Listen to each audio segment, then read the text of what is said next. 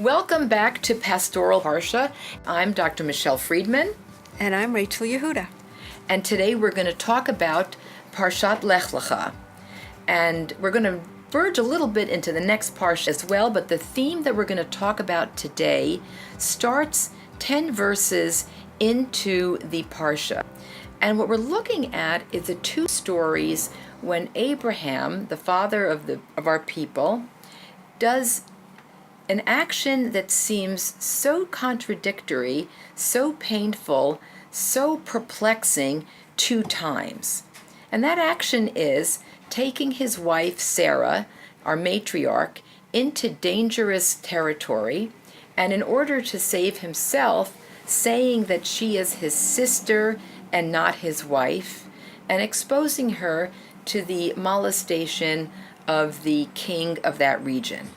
So the first story, as I said, is in chapter 12:10, when the text tells us that there's a famine in the land, and Abraham goes down to Egypt, and he says that Sarah is his sister, not his wife, and they are ultimately saved. God intervenes, and they leave Egypt with riches, which starts Abraham off. Interestingly, the chapters go on, and many more things happen that further cement Abraham's destiny as the father of the people. Many conversations with God, many powerful experiences like the covenant of the animals, all kinds of things. And it's so puzzling that some verses later, in 20 verse 1, Abraham does the same thing again. He goes to another country. There's no reason given. There's no famine mentioned. And again, he exposes Sarah to the same danger. So our question for today, and Rachel, you're really a person to talk about this with, since you're so familiar with trauma and its ravages and its impact. Why would Abraham repeat such a dangerous, provocative action twice? Well, Michelle, there is something that is called the compulsion to reenact the trauma. You see it with combat veterans who are traumatized by war and yet want to sign up for another tour, or they come home and they're not in the military anymore, but they continue to be very attracted to trauma-related movies, war-related films, because it's part of their identity of who they are.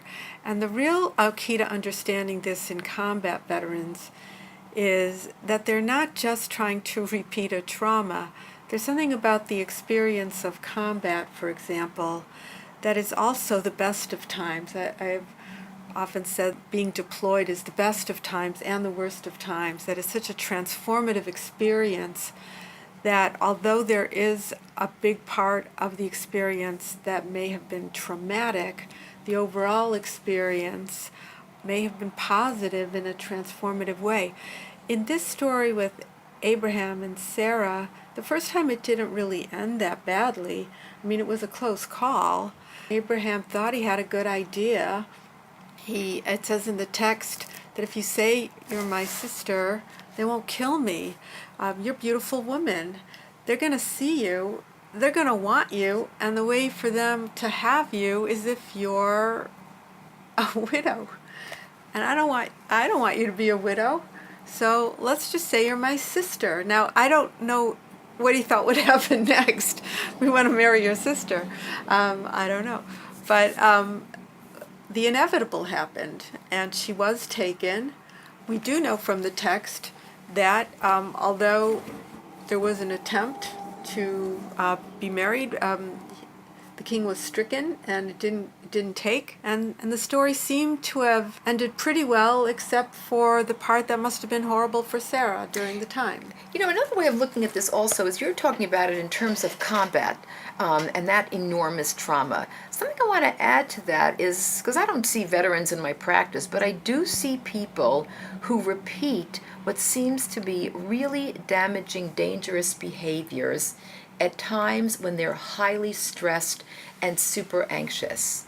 And the number of times, for example, that people indulge in, let's say, extramarital texting, sexting, consummated affairs when they're super stressed about something else. It's a way of a kind of an intoxication, maybe a kind of an addiction, a way of dealing with overwhelming anxiety. People distract themselves with this all-consuming excitement that really sweeps them away. And it's so striking, like they'll leave their cell phones out, their spouses see the messages, they say, did I want to get caught? And it's almost like they can't take the level of stress that they're exposed to.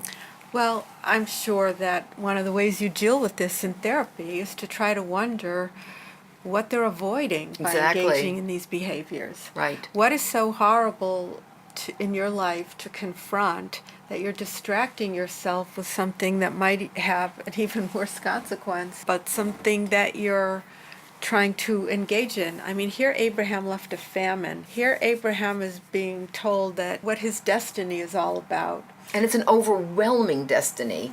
It's of such magnitude that it must have been stunning. But what happened right before the second time he did it would be the clinical question. Right. Well, so the story that immediately precedes Abraham taking this puzzling journey to Gerar, where Sarah again is going to be in jeopardy, is the story of Lot and his family in Sodom and Gomorrah. And Avraham loved Lot. Lot is his nephew. At one point, Avraham thought that Lot was going to be his heir. He's his relational heir. And in this story, he is destroyed, and his family is corrupted. And while we don't know when Avraham receives the news, certainly it is the text immediately preceding the second story of Abraham putting Sarah in jeopardy. The purpose of this podcast is really to bring home themes that might be important for pastors or people working with congregants or people working with in a pastoral setting. Right. And so... and of course there's an infinite way to interpret these stories. And what we're suggesting is that one way of looking at these stories is to help us understand how people can act under great duress when so many factors are impinging on them, and that they can regress to behaviors and choices that have maybe served them once upon a time, but are actually disturbing and hurtful in the present day. We do tend to repeat our mistakes. Yep. And sometimes we forget that even though something may have eventually had a good outcome, the journey to that outcome was painful. Right. And so we have selective memory for some of the experiences that we have.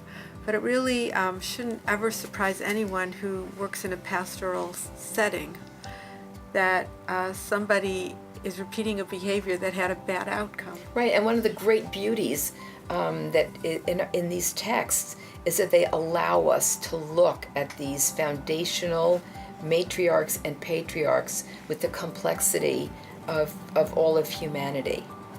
Thank you. Thank you.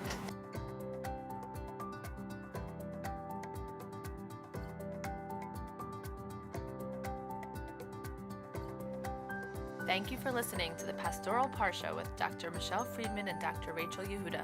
Like and subscribe, rate and review. Don't forget to tune in for next week's episode. Vayera.